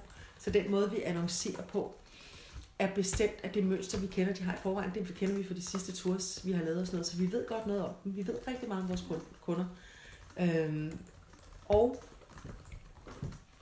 udover de tal, som man kan finde, og som er vores, dem tror jeg ikke, I kan få, men udover det, så helt generelt, hvis man skal sige noget om det, så er det ligesom vores udbud, og ligesom vores kundekreds, så er den bare blevet bredere. Det er ikke kun hvide drenge. Altså det er det simpelthen ikke. Der er jo en aldersgrænse, der hedder 15 år. 15 til 25. Det var det nok i starten. Men nu er det også mormor og morfar. Altså det er det virkelig. De vil gerne ind og se Omar Marzouk, fordi han har noget på hjerte. Eller de vil gerne ind og se, altså de forstår, hvad de taler om. Eller det er piger med tørklæder for eksempel. Rigtig meget. Altså i forhold til, hvad der har været før, har der aldrig været før. Så kønsmæssigt er det blevet meget mere blandet, aldersmæssigt er det blevet meget mere blandet, så det er bare ved med at udvide sig. Altså fra den der helt lille sådan røde af de der strøjsenagtigt, så er den bare blevet meget, meget vildere. Så er der ikke nogen specifikke tal? Eller? Jo, der er nogle specifikke tal. Og der er også, vi har også en overvægt i en aldersgruppe, som jeg tror hedder, altså faktisk under, altså, hvis vi ser, hvem der ser Zulu, så er det jo børn, hvilket de bør slet ikke se stand-up egentlig. Men i vores verden, så er det fra 15 og til 25, 30, 35 år. Og primært drenge, men der er forskel på, fordi hvis det er Ruben Søltoft eller Simon Talbot, så er der altså rigtig mange piger med. Og hvis det er en anden, så er der måske flere drenge med. Thomas Hartmann, så er der måske mere. Ja, altså så jeg kan ikke sige noget generelt om, men det generelle billede, som jeg tænker, I kan bruge, det er, at vores segment bare vokser, fordi referencerampen vokser, og fordi udbuddet vokser. Der altså Sanne Søndergaard, som er helt speciel, og laver nogle helt specielle ting. Hun har en helt anden målgruppe, end Miljønæl har. Altså, hun er jo sådan en feminist, og taler om ligestilling, og taler, men på en begavet og virkelig sjov måde. Men ikke sådan i Comedy Zoo-regi. Hun gør det måske over for et aftenskole, whatever. Det er jo også et kæmpe marked for os. Men kan du se, at det på nogen måde kan være negativt, at det kun vokser og vokser? Nej. Eller ser I det kun som positivt? Det er kun positivt. Ja. Fordi, men det er jo fordi, det ville være negativt, hvis jeg kun havde et produkt, som de alle sammen skulle kunne lide, så ville det være et problem, ikke? Ja. Men fordi udbuddet er så differentieret, og fordi udbuddet er så forskelligt, så er det da bare skønt. Altså. Så det er det der med, at udbuddet og efterspørgselen ligesom vokser sammen, og det er ikke bare den ene? Ja. Det er meget harmonisk. Det må man sige. Ja. Men Comedy Zoo, så er det måske tit 2 mænd og 1 kvinde, eller... Der kommer ind og køber billetter? Nej, der er optaget. Det er desværre ikke så tit en kvinde. Nej, det er tit 3 mænd og ingen kvinder. Men vi har et vækslag lige nu, som er, altså hvor der sker noget med de piger. Der er en, der hedder Molly Thornhill, der er en, der hedder Ane Høsbjerg, der er en, der hedder Sofie Hagen, som er stor i London lige nu faktisk. Der er nogle piger, og de får altså, bliver bare nødt til at sige et ekstra skub af mig. Fordi jeg synes, de mangler. Ja. Men problemet var, hvis du ikke er sjov, og du ikke er sjov, så er det sådan set ligegyldigt. Altså, så er det ligegyldigt, hvordan du ser ud, eller om du er en mand eller en kvinde, så er det bare ikke sjov. Og det er ikke så godt. Der er ikke nogen, der sidder sådan og hvad hedder det sådan noget, klapper, fordi det er synd for dig. Det findes ikke sådan. Altså, fordi så spilder du folks tid. Det er altså benhårdt. Jo. Men får du så sendt de her kvinder videre, fordi en af de andre har set fuldt hende? Ja, det har jeg også. Altså, det har jeg også. Men det kan være hvem som helst her, inklusive mig selv, der har set nogen. Men så kan du godt afvise nogen, hvis det ikke er godt nok, eller hvad? Det gør jeg hele tiden. Okay. Ja. Det er jo vores brand. Det er vores, altså, vi skal stå på mål for dem, vi sælger og tage i vores sige. Du kan godt få lov til at optræde på open mic. Det kan du sagtens. Det bliver der slet i. Og det vil være dårligt, så kan det. Men du kommer ikke på programmet. Nej. Fordi det er jo også, jeg er jo ansvarlig for, at det er godt nok. Ikke? Jeg har noget hurtigt så. Ja. Det der med, sådan, nu har du med nogen, der er i England og sådan noget. Ja. Er det en mulighed for jer at måske at tiltrække udlandske komikere, eller nogen, der snakker et andet sprog end dansk? Er det noget, I tænker over, går og... Ja, nu ved jeg også, at chefen er jo kommer fra Canada. Ja, det kan jeg tro. Er det noget, I tænker over? Sådan? Det er både noget, vi tænker over, noget vi har gjort rigtig, rigtig meget. Ja. Og det sælger ingen billetter. Altså det gør vi af kærlighed til genren. Ja. Og vi har haft nogle temmelig store navne på Comedy Zoo, som sådan en surprise ting. Men vi tjener ingen penge på det. Altså fordi der er simpelthen et eller andet, jeg ved ikke om... Jeg tror, at sidste gang vi gjorde det er vel 6 år siden. Og så får vi en ekstra lige en losing der, ikke? Eller, det kan vi jo godt bære, men altså, vi tjener ikke nogen penge på det. Så du skal gøre det, fordi som en slags service til vores herboende komikere, som synes, det er sjovt, der kommer en eller anden. Men de tager jo hele tiden over til London selv, eller til Edinburgh, eller det er jo ikke fordi, de tager jo selv ud og ser dem andre steder. Men markedet har simpelthen ikke været der. Der har været altså Chris Rock kan godt sælge billetter. Seinfeld, da han var i Forum, han solgte billetter. Det var ikke os, der lavede det, det var ICO. Der var udsolgt, men vi skal derop på det niveau. Ja. Og så koster de jo også, altså så kan du stadigvæk ikke rigtig lave, fordi de er så dyre og skal have en privat, altså Altså, det er dyrt. Jeg tænkte nu, hvor det hele det er meget amerikaniseret nu. Og sådan noget. Det var, måske nu er jeg jo godt forestille mig, fordi 6 år siden, der var det måske ikke så populært. Nu hvor man taler om, at det er amerikaniseret, og at Men vi har simpelthen valgt at lade nogle andre få øretæverne på den holdeplads der. Fordi der er nemlig nogen, der hedder ICO, som gør det. Og de gør det jo med nogen, som vi egentlig tit har fået tilbudt inden. Og de taber penge. Ude i Amager Bio. Som er et dejligt sted, ikke? Altså, eller Bremen. Jeg tror, du har ret i, at det er blevet en lille bitte smule bedre. Altså, jeg tror faktisk, du har ret i, at det har ændret sig lidt. Så de taber ikke helt lige så mange penge, som de ellers ville gøre, men de taber stadigvæk penge. Så det er ikke en fremtidsudsigt, de har? Jo, vi er opmærksomme på det. Altså, men tit har det bare været sådan noget, okay, nu giver vi altså lige en, ikke? Nu gør vi lige sådan noget, som Peter vil sige, the love of the genre. Men ikke det er kommercielt interessant. Ja, det har det i hvert fald ikke været. Men det betyder ikke, at vi ikke kommer til at gøre det igen. Det gør vi helt sikkert. Men lige nu er det... Og så er der nogle andre, der har taget den bane der. Og den får de i den grad lov til at rulle med.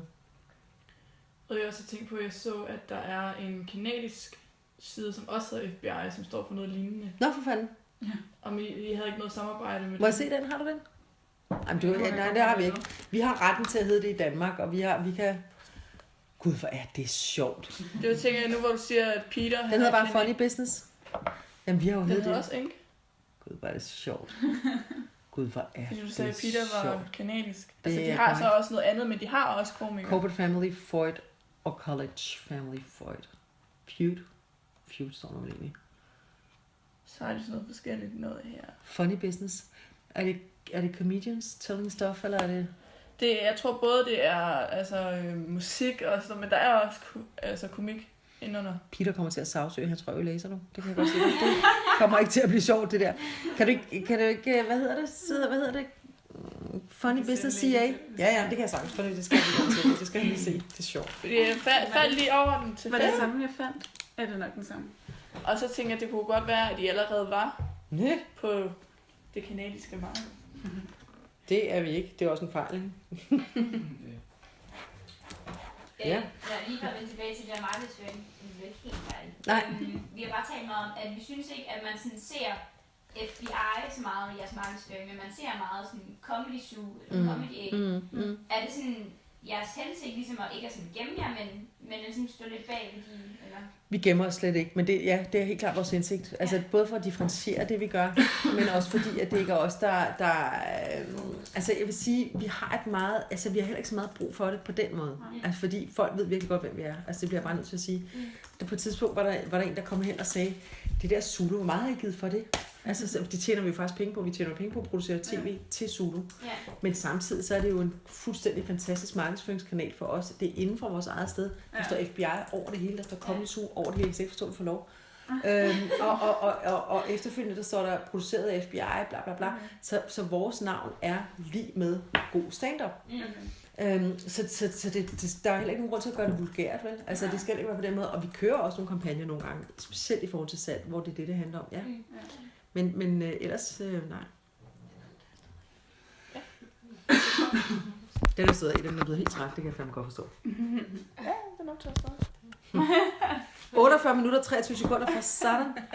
Det var lidt ærgerligt at komme hjem, og så er den lige pludselig stoppet. Ja. Det er ikke sikkert, du synes, det er ærgerligt. Det var dejligt.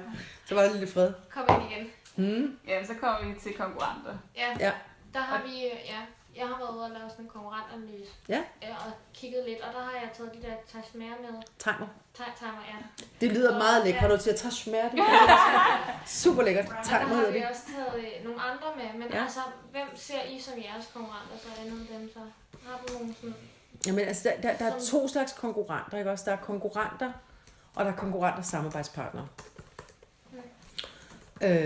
Og dem, der er konkurrenter, de køber også. Altså, det er virkelig et kompliceret billede, fordi Timer har jo ikke lige så mange komikere, som vi har. Og det vil sige, at nogle gange har de en kunde, der gerne vil købe Christian Fuhlendorf. Så skal de købe Christian Fuhlendorf hos mig. Så vi er jo også, og det vil sige, de er jo også med til at skabe omsætning for os. Så de er både konkurrenter, men de er også samarbejdspartnere. Okay. Timer er mest konkurrenter. Epoman er mest samarbejdspartner. Så er der... Hvem er de der ICO, dem der laver engelsk? Ja, ICO, de er ret aggressive lige nu, og har fået Simon Talbot. Og kommer til at lave mix næste, altså bare hans tur, fordi der er nogen, hvor vi laver deres tur, og så er nogen, vi kun laver B2B. Så det er jo forskellige samarbejder, vi har med alle dem her. Det er jo ikke sådan fuldstændig ens, det er helt forskellige. Hvor Frank Hvam, han har en anden til at lave hans tur, men også til at lave alle hans, det er mig, der sidder med alle hans julefrokostjobs og sådan noget, ikke? Og så er der nogen, for eksempel Tobias Dybvad, hvor vi kun laver tur, og hvor Timer sidder med, og jeg var aldrig kaldt med en Tashmer, for jeg synes, det er sjovt, hvad det hedder, Tashmer. De sidder med alt hans B2B, så det er simpelthen så forskelligt. Så skulle vi tage dem en for en og sige, hvad gør vi for den enkelte? Det er helt forskellige samarbejdsting. ICO er lidt interessant. De er nye, og de arbejder, de har en anden kultur. De arbejder på en helt anden måde. Jeg er spændt på at se, om de kan løfte. Jeg tror, grund til, at Simon er der, og ham har jeg jo arbejdet med mange år, holder rigtig meget af, og jeg synes, han er skide dygtig. Det er, han er jo faktisk fra Irland, er hans far fra Irland, og jeg tror, han har altså virkelig drømme om at blive international. Og jeg tror, at for ham kan det give mening at være hos ISO, fordi de har en international samarbejde, så de laver en masse på musiksiden. Så for dem er verden ligesom deres legeplads. Vi er jo bare i Danmark, kan man sige. Så det tror jeg har været vigtigt for ham. Men nu du siger Simon, er det over?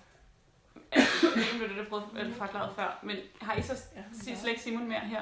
Jo, så har vi ham med på Comedy 8 for eksempel. Okay. Vi tager med på Comedy 8, og vi laver firmajobs her. Og stadig Comedy Zoo og sådan noget også? Ja, det er sådan lidt kompliceret, fordi det er helt individuelt. Bare forskellige steder. Ja, det er det altså. Men når man går ind og kigger på alle de her forskellige booking hjemmesider, hvis vi nu taler om sådan booking til firmafest, så er der jo rigtig mange af de samme komikere på hver hjemmeside. Fuldstændig. Og det folk ikke ved, det er, at de er hos mig. Mange af dem er hos mig. Så selvom på de der booking, det er skide godt, at du, altså fordi det er sådan der, alle de der booking hjemmesider, ikke? I forhold til de komikere, der er her hos os, de skal ringe til mig for at købe Christian Fuglendorf, eller til Sanne, eller sådan nogle også. Eller Frank Hvam, eller Linda P. Så de har dem ikke. De kan godt sælge dem, det er fuldstændig rigtigt, og det er derfor, de er på deres side. De kan sagtens sælge dem, men de kan ikke sælge dem. De skal ringe til mig, så kan jeg sælge dem til dem, som kan sælge dem til deres kunde. Okay. Så er de det, der hedder mellembooker. Og de udvikler ikke rigtig noget. Ja. Jeg har også kigget på den, der hedder Eventzone og Bookinghuset. Er det sådan nogen, der skal gå igennem dig så også? Ja. Så det er faktisk heller ikke, heller ikke konkurrenter? Nej. Så altså, er der andre end Tashmer og Ebemann og fordi nu tror jeg, det er sgu ikke nogen, der har konkurrenter. Nej, det er det slet ikke. Det er slet ikke. De er, du kan sige, de er leverandører også. De leverer kunder til vores komikere. Okay. Før i tiden var det sådan, for 15 år siden, der betød det noget, hvor du lå inde i verden. Det vil sige, hvis du havde et bookingbureau i Tønder eller i Thisted, så gik du ned, så havde du det her bookingbureau, du havde din telefon og dit kaffebord, jeg tror, du havde, ikke? Og så kunne du gå ned på den lokale bodega, og så kunne du møde direktøren fra byens store fabrik, og så kunne han sige, jeg skal holde en julefrokost. Så kunne du sige, okay. Og så var det sådan helt lokalt. Det vil sige, hvis du havde et bookingbureau i Thisted, så havde du kunder i Thisted og omegn, så havde du ligesom sådan, du ved, det var ligesom dit område.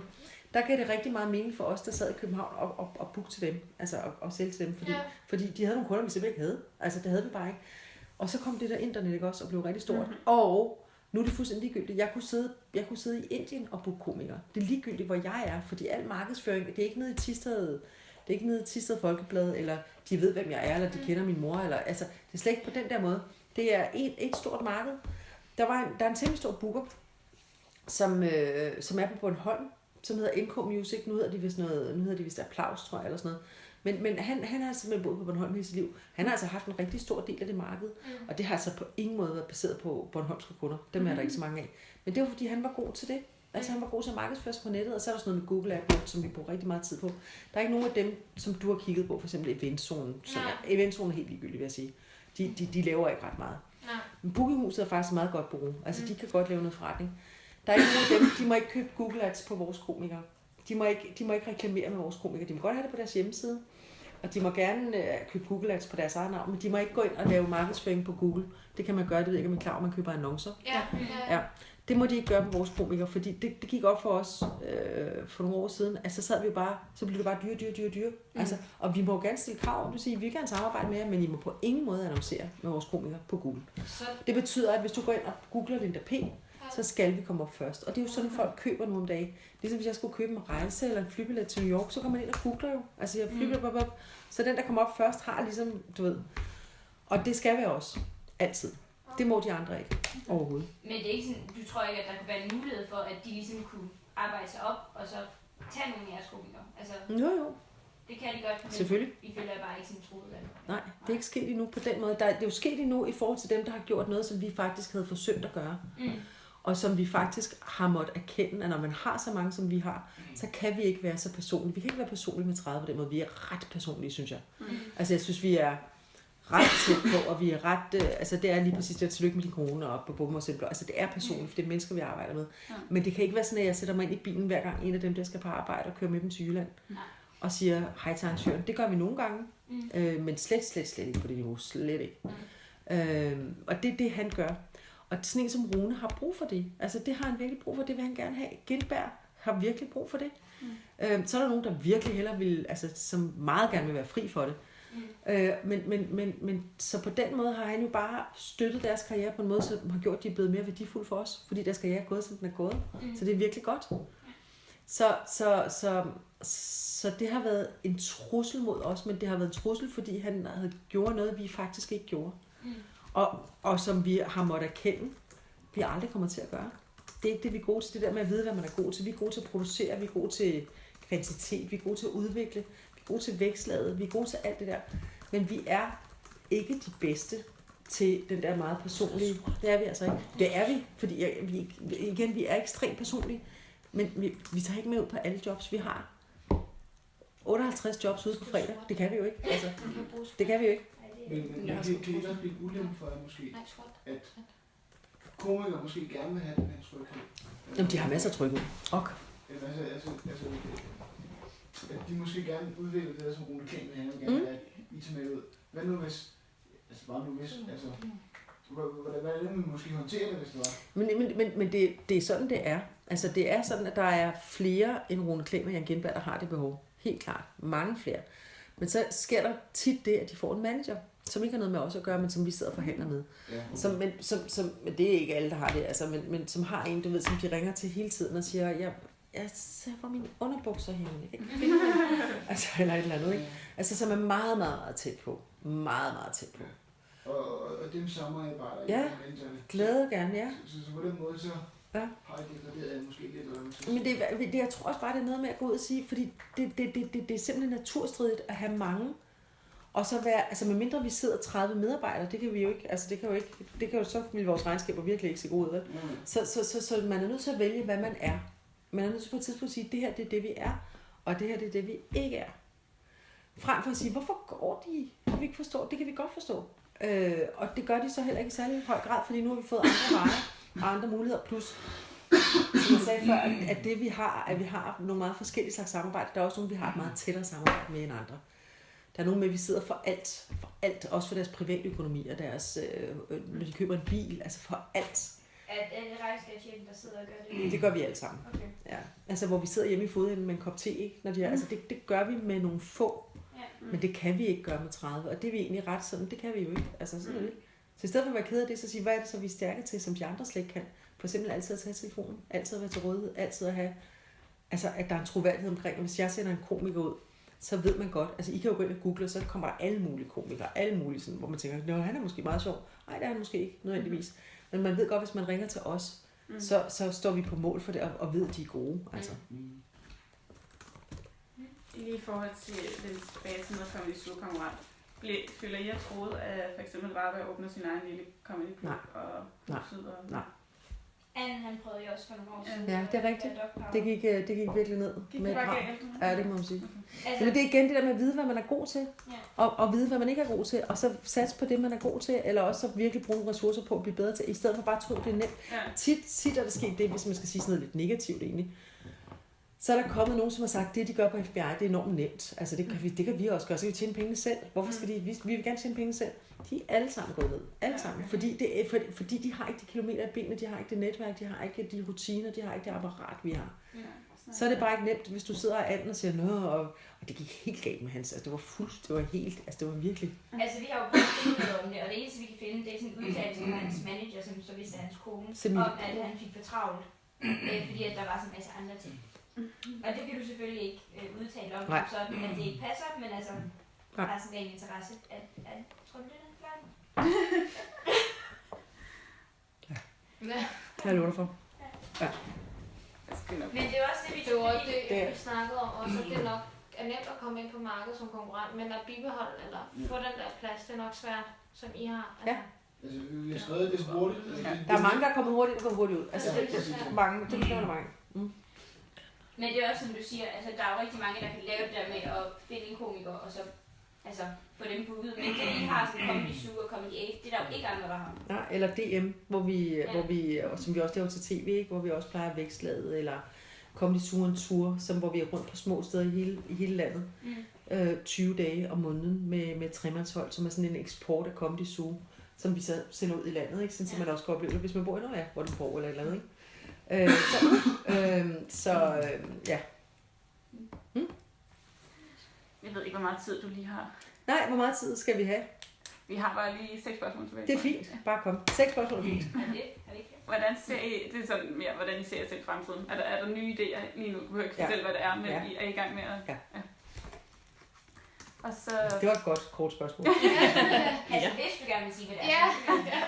Altså, forresten, det er også noget, jeg glemte at spørge om du gerne vil have det fortroligt, det her?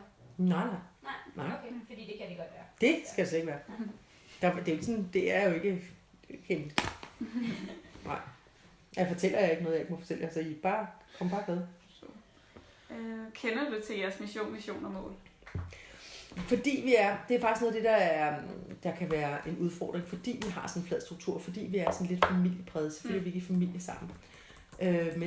Men hele ånden er og har i navnlig været enormt sådan familiær på godt og ondt. Rigtig meget på godt, men også på ondt. Det kan godt være svært at sidde og forhandle løn med nogen, men ligesom det er det bare, ikke? Så er det ikke noget, vi har arbejdet særlig meget med. Det har været meget intuitivt. Det har været meget learning by doing. Det har bare været meget sådan højre fod foran venstre. Og det er det. Så selvfølgelig har vi en forretningsplan, og vi har en organisation, og vi har sådan noget med visioner, hvor skal vi være henne om 5 år. Det har vi arbejdet alt for lidt med. Også fordi, og det er selvfølgelig en dårlig undskyldning, men vi har ret travlt. Og så det der med at tage en weekend, hvor man bare ligesom snakker visioner, har vi fælles fodslag, skal vi det samme. Også det der med, at vi er sådan nogle individualister. Så det er faktisk meget sandsynligt, at vi er på vej i alle mulige retninger. Så nogle gange, så skal man tage den her ligesom, okay, hvor er vi henne, og hvor skal vi hen? Og det gør vi i starten af året. Okay. Hvor vi arbejder med hver komiker til at være målet for den her komiker, hvad er målet for os, Og det gør vi nu. Det har vi ikke gjort i nogle år, men det gør vi for den her januar. Okay. Og jeg er i gang med at facilitere nu, og det er vigtigt. Ja. Fordi det er ikke vores stærke side. Det går meget godt, men nej. Så I har styr på vi har styr på det, men vi har ikke lavet sådan en, ligesom nogle virksomheder har sådan et eller andet key phrase eller sådan noget. Og vi har en plan, ikke? Og vi har budgetter og sådan noget faktisk. Men vi har ikke sådan en key phrase, som siger, we aim to make the world better, eller et eller andet, som vi alle sammen, det der er vores hovedmål. Det har vi faktisk. Men hvad med i år, der har noget mål, så sådan i sådan, eller sådan en vision, vi gerne vil nå? Og... Jo, det har der, men ikke på den måde, vi har sat os ned, og hvor det er målbart og sådan noget. Men for eksempel i år, det er også svært, fordi vi er bare sådan en, altså, det er egentlig lidt svært at forklare, fordi selvom vi er de der individuelle øer, ikke, som ligger ude i det der hav, der nogle gange masser af bølger, nogle gange er der stille, men vi er de der øer, ikke? Så samtidig så har vi arbejdet sammen i så mange år, og vi står virkelig skulder ved skulder, ikke? Altså det gør vi simpelthen ikke, og vi ved godt, hvad det er, vi gør. Vi ved godt, hvad vores enkelte pladser er på den måde, ikke? Så vi har også mindre, jeg synes, at vi har behov for det, hvilket er grunden til, at vi gør det for januar i år. Ja. Men vi har nok mindre behov for det, end vi vil have en virksomhed, som igen var større, og hvor der var flere nye spillere. Ja. Men i år for eksempel været et kæmpe mål at etablere Gilles, og etablere det, sådan så vi kunne åbne den så sommer, hvilket var, da vi købte det der hul simpelthen, ikke? Altså det var helt vildt, ikke? Altså så sådan stå sammen om ligesom at få det etableret.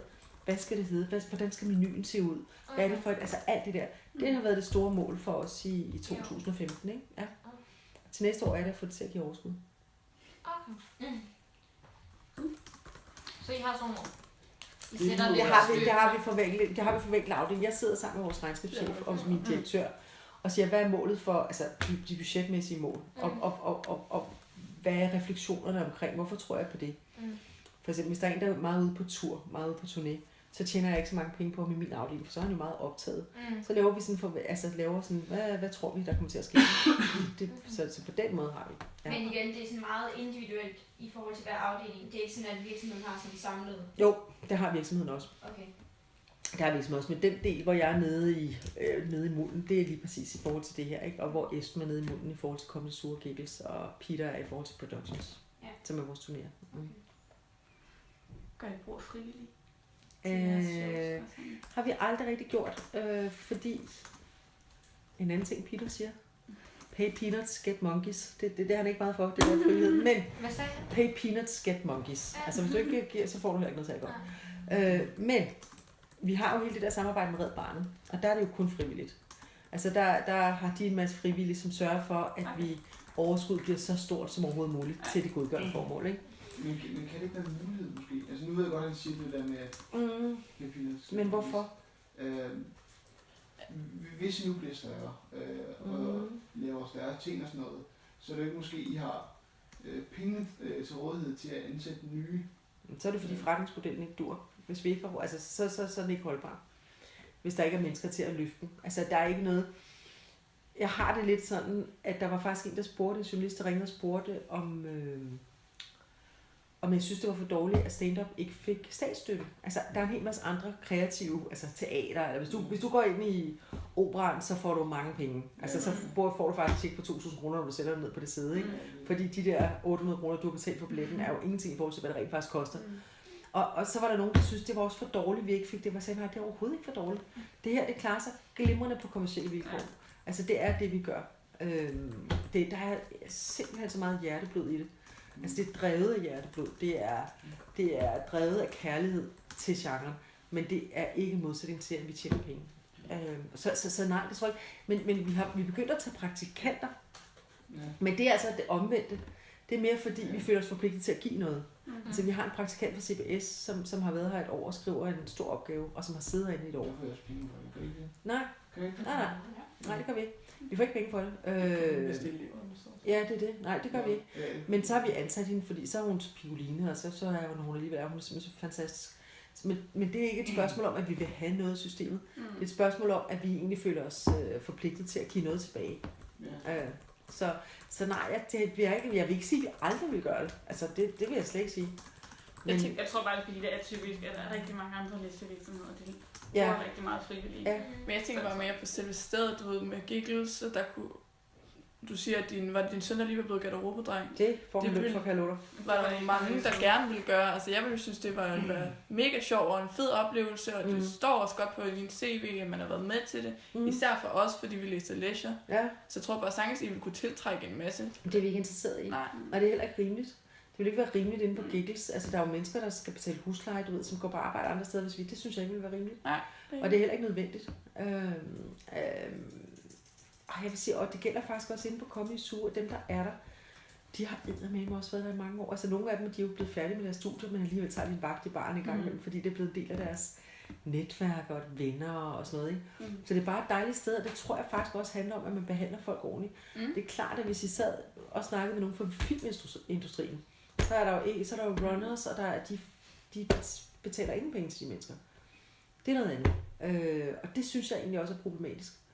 Men det er helt normalt. Det er altså ikke normen hos os. Nej, det er men jeg vil ikke sige, at vi aldrig kunne gøre det, eller det aldrig kunne være en god idé, men det ligger simpelthen ikke i vores måde at arbejde på. Altså ligesom en der brænder for komik. Og vil gerne bare eller andet bare vil give sin høje arm næsten for bare at få lov til at arbejde for det og sådan noget. Nej.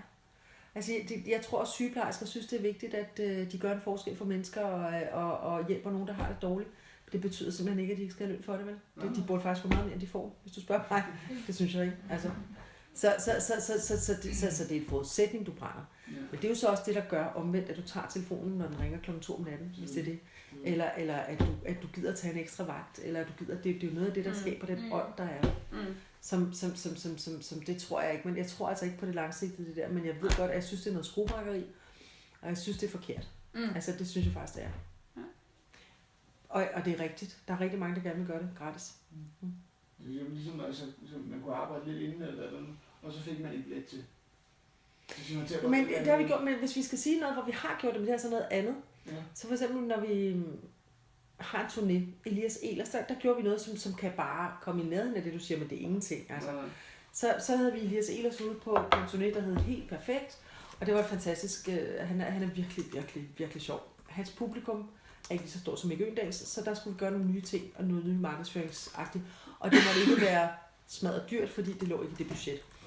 Og der lavede vi sådan nogle, og det kan jeg huske, det var jeg også, da jeg gik i gymnasiet i Roskilde, der havde vi sådan nogle ambassadører ude på forskellige handelsskolerne og på gymnasierne, hvor der var en fyr eller pige, som fik tilsendt nogle billetter, eller ikke nogle billetter, nogle plakater, og nogle brochurer, eller hvad fanden, jeg kan ikke huske, hvad vi gjorde et eller andet, og som forpligtede sig til at hænge det op på sin skole, og sagde, hey, jeg kom, og bum, bum, bum.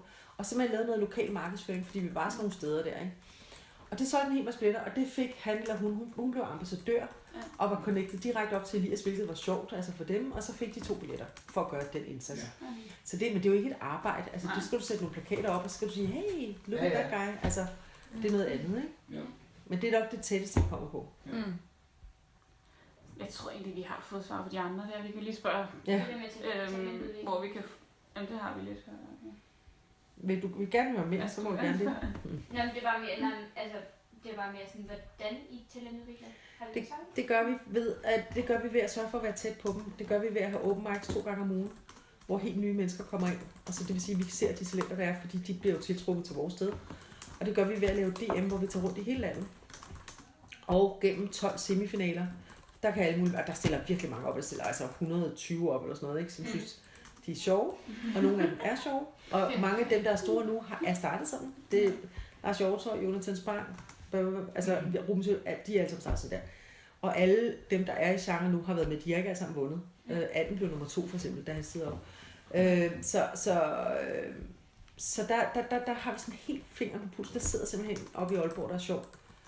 Hold da op, ham skal vi holde øje med. Altså, så det gør vi. Men det er ikke sådan, der er nogen, der sådan ringer til jer og siger sådan, hey, jeg vil gerne have dit job. Det er sådan, at I tager ud, og så... Det er der masser, der gør. En fodboldmanager. Jo, det er der masser, der gør. Der er masser, der ringer og siger, jeg vil gerne være komiker, så skulle du til at komme i gang. Okay. Og så kan jeg henvise til Open Mic, jeg kan henvise til DM. Men det er jo virkelig noget, hvor du skal eddermemme selv ville det, og du skal eddermemme selv tage testene, og du skal arbejde i mange år for de fleste vedkommende, uden at tjene en krone. Der kan du så snakke om, at man gør det, fordi man brænder for det, ikke? Altså at stille dig op igen og igen, og du skal kunne tåle, at du dør på din røv, og folk simpelthen ikke griner, hvilket er noget af det mest smertefulde overhovedet. Og de test skal du tage, og du skal tage dem mange gange, og så bliver du dygtig. Og det gør man ikke, altså fordi der er rigtig mange, der ringer på den der måde, og 90% af dem, de kunne lige så godt have ringet til en caster fra Paradise Hotel og sige, jeg vil gerne være kendt. Og så skal man jo slet ikke gøre det her. Altså det er det værste, du kan gøre. Og det er jo bare nogen, der er blevet taget for lidt op i kravlegården, da de var børn, og skal have noget kærlighed og skal klappe sig af. Og det skal de jo ikke gøre her. Altså det dur ikke. Så det skal være nogen, som ikke kan lade være. Dem, der bliver gode, det er dem, der gør det, fordi de ikke kan lade være. Så uanset hvor mange tests de får, så gør de det igen. Og de gør det igen. Og til sidst, så begynder folk at grine. Og så er det sjovt. De er nok også lidt sjove til at starte med. Men så begynder folk at synes, hey, men du skal, det er fandme, altså jeg har den største respekt for det. Det er ikke for patbørn. Det er altså ikke. Men det er altså jer, der sådan går ud og kontakter dem og siger... De er jo i vores cirkler. Så når vi har set dem, vi kender dem. Vi går også ned bag vores marked og siger, hej, altså vi ved godt, hvem de er. Ja, okay. Men når de bliver sjove, så kontakter vi dem og siger, vi vil gerne arbejde med dig.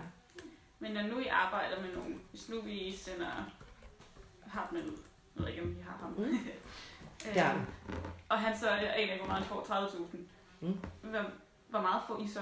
20%. Okay. Og også på Comedy Zoo? Det er på alle kroner på 20%? Ja, det er også forskelligt. Det er også udtryk, men generelt kan I sige 20%. Det er sådan nogenlunde. Okay. Men der er nogen, vi får lidt mindre, fordi de har en kæmpe omsætning. Og så er der nogen, hvor vi er inde over flere af deres forretningsområder. Og udregningen på Zoo er på en særlig måde. Det er noget med før, eller whatever. Men altså, ja, men det er ikke nogen hemmelighed, at vi tjener penge på dem. Det er klart. Til allersidst har vi også bare lige sådan, at nu er der ikke så meget information om jer på internettet. Nej. Og der er selvfølgelig heller ikke bøger om jer. Nej. Du har ikke et eller andet hjemmeside, du tænker, nu har vi brugt jeres hjemmeside. Der er ikke et andet sted, du tænker, der er information om. Ja, man ved, der er nogle artikler. Eller... Jo, der er nogle... Nej, det er der faktisk ikke. Altså, jeg har fundet nogle få på Berlingske. Jeg tror, at Henrik Palle har skrevet en bog om stand-up. Den har jeg ikke her. Henrik Palle har skrevet en bog om stand-up. Hvad skriver Henrik Palle? Som handler om stand-upens historie. Og der tror jeg altså også, der står noget om os. Og så har jeg til at skrive den her bog. Og det siger jeg bare, det er altså ikke nogen god bog. Men det er det ikke. Det er en forfærdelig dårlig bog. Men, jamen, den er god nok, fordi det, der er med den her bog, det er, at den er sindssygt rodet. Altså, den er simpelthen sindssygt rodet. Og den er ligesom hans stand-up er sådan helt bum, bum, bum, og her, bum, og alle mulige steder. Så nu sidder jeg bare og siger, der er noget med Dins, ikke? Der står simpelthen noget med, at han startede Dins og bla bla bla. Det var sådan set ham, der startede, før vi kom ind over, tror hans sted, som så blev til Comedy Zoo, ikke? Okay. Det kan være, der står noget her. Det kan også være, der står noget her, som er anderledes end det, jeg har sagt, og som siger, at det var dengang, det startede. Var det Thomas Liv, eller hvad? Ja, men det, jeg kan lige give den med. I må gerne få den her med. Skal jeg lige se her, hvad der er. Til Torben Din og Very Much Peter Allen. Peter Allen er jo min chef. Okay. Og Torben Din, det var ham, der startede derinde i Boldens Gård. Men det var så der, Peter gik ind og lavede det til Comedy Zoo, og så lavede vi vores egen Comedy Zoo, og så var han altså ude, ikke? Okay. Det kan godt være, der er en historie om det.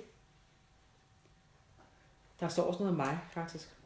Okay. Det er faktisk det bedste, og det er totally famous. Og det er løgn, det der står. Der står faktisk et afsnit her om FBI. Okay. Peter Allen kom fra Canada, hvor han er Jim Carrey, bla bla bla. Han mødte en dansk kvinde, indtil videre har jeg ikke sagt noget forkert. Og han fik et job hos Carlsbergs marketingafdeling her, arrangeret i sådan et poolturneringer. Ja, det er skide godt det her, det kan I godt bruge. Men det kan vi jo måske bruge som det der af komikernes syn. Ja. Helt sikkert. Så vi kan nok ikke lige få fat i, kan man sige. Nej. Ja, det får I FBI i Stockholm. Nå, det er en brand new information. Konfrontationer. Så kommer der noget med nogle kriser, åbenbart. Spændende. Kulcafé. Jamen, den her kan I få med, og der kan jeg gode ting. Det er jo, han er jo ikke et, hvad hedder det? Altså, han er sød og god. Det smager godt i ham. Han skriver ikke noget forkert, og han skriver bestemt ikke noget dårligt om os. Men han er jo subjektivt, det er klart, det er hans historie. Og han var med fra starten, så den skal I bare læse. Men jeg har nemlig også talt om, at det kunne være fedt ligesom at få en komikers synsvinkel på det. Thomas er god. Det er meget godt. Ham arbejder jeg jo ikke sammen med længere, vil jeg så sige. Fordi det altså vi holder virkelig meget af ham.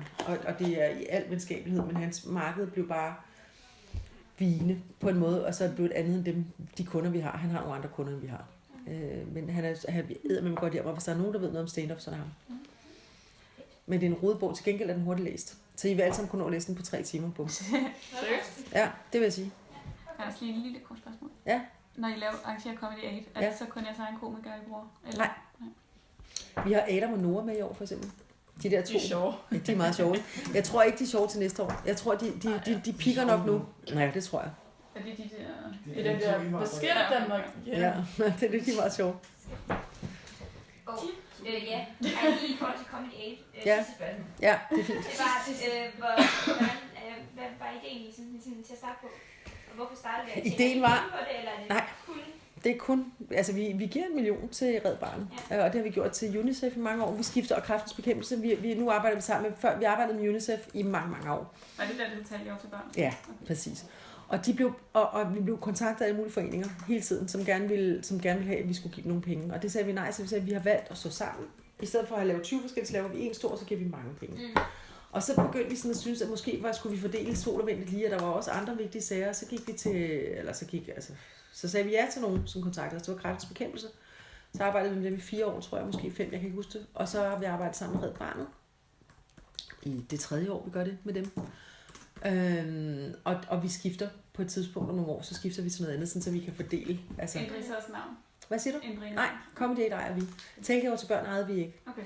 Og derfor var vi nødt til at ændre det, da vi gjorde noget andet. Så nu hedder det Comedy 8, og det ejer vi. Men tjener ikke mere end den million? Jamen, de giver jo bare 1 million af det, de tjener. Vi har et overskud på de arrangementer. Vi har det overskud. Vi får ikke løn. Komikerne får ikke løn. Det koster nogle penge at være i Aarhus Musikhus. For eksempel. Der er udgifter. Det er ikke, fordi der ikke er udgifter. Altså, det er ikke sådan, og vi kører sammen i en bus derover, den koster også penge. Buschaufføren, jeg ved ikke, om han betaler til Folkekirkens Nødhjælp i sin fritid, men det er jo hans arbejde. Der er nogle teknikere, de får penge. De må ikke arbejde gratis. Det er sådan noget fagforening. Så der er udgifter, helt klart. Men der er ikke udgifter til arbejdslønninger. Altså, de får ikke penge, vi får ikke løn. Vi arbejder gratis med nytår, og så giver vi pengene videre. Okay. Men det tænker jeg, tjener alle de penge, tjener, eller bare den 1 million? Jamen, alle de penge, vi tjener, men det er cirka 1 million, ja. Det er ikke sådan noget med, hvis vi havde tjent, hvis vi havde haft en, det har vi haft nogle år, da vi lavede det i forum, der havde vi meget mere. Ja. Men hvis nu vi havde et overskud på 1,2, så får de 1,2. Det er bare sådan cirka det, der er lavet. Det er ikke sådan, at det stopper der. Nej. Det var, jeg tror, jeg fik sådan 1 million. Nej. Så, så tror jeg ekstra bedre vil komme og slå os ihjel. Ja, sådan virker det ikke. Men startede det som en form for markedsføring? Eller var det simpelthen Peter, der sagde, nu synes jeg, vi skal gøre noget godt for... Vi skal gøre noget godt. Ja. Altså, det er virkelig drevet rigtig meget, den her forretning. Og det her, tror jeg faktisk adskiller os rigtig meget fra andre forretninger. Det er, at vi skal gøre noget godt, og vi har en forpligtelse til, fordi vi har det godt, og vi gør det godt. Så det har vi råd til, men der er jo ingen tvivl om, at når der er bussider, der kører rundt i København lige nu med Geo og Brian Mørks ansigter, så er det jo klart, så er der en opmærksomhed, som kommer os til gode. Det ville jo være løgn at sige, at det ikke var det, men det er slet ikke det, der driver værket. Altså, og så er der også den årlige, det har også en anden funktion for os, at det er ligesom den årlige, så er vi alle sammen. Altså det er ligesom juleaften, ikke? Altså det gør vi hvert år, og vi sidder i den der bus på vej fra København til Aarhus, hvor vi altid laver det første show, og det er det sjoveste sted at være i Danmark overhovedet, det er at være i den bus. Og høre om komikernes juleaftener, og høre om, altså det er jo langt sjovere end noget andet. Altså det er virkelig, altså hvor vi har den der sådan, hvor vi kitter tingene sammen, og laver de der shows også som et hold. Altså, fordi det er jo individualister, vi arbejder med. Også dem, vi arbejder med, er individualister. Så der står vi som et hold sammen, ikke? Ja. Og så går folk, jeg har gjort det i mange år, så jeg går altså ikke så meget i byen, jeg gider simpelthen ikke. Men altså, vi går i byen, vi går ned og drikker nogle drinks, og så nogle af os går hjem 2:00, fordi vi har gjort det mange gange, og vi skal ikke gøre det mere. Men så går de jo i byen til 5 om morgenen, ikke? Og så har man den der holdfølelse. Og køre videre i bussen op til Aalborg, hvor vi så laver det andet show. Det er altid en tredje provinsby. Det er altid Aarhus og København, og så en tredje, og det skifter. Og så hjem til København, så laver de store shows i Falconer, hvor vi optager det til tv, som I har glædet af 1. januar, når I ligger med tømmermænd på Zulu. Ja. Så den er, så der er gode, vi får masser ud af at gøre det. Det gør man jo at gøre noget godt, men får altid noget godt ud af det. Altid. Det gør vi også. Ja. Nu skal vi ikke forstyrre mere. 1,5 time for satan! Det er godt. Vi er meget velkommen. Jeg vil rigtig gerne se jeres opgave. Jeg synes, det er jeg skulle lige så spørge, om du ikke vil have den. Det skal jeg så meget.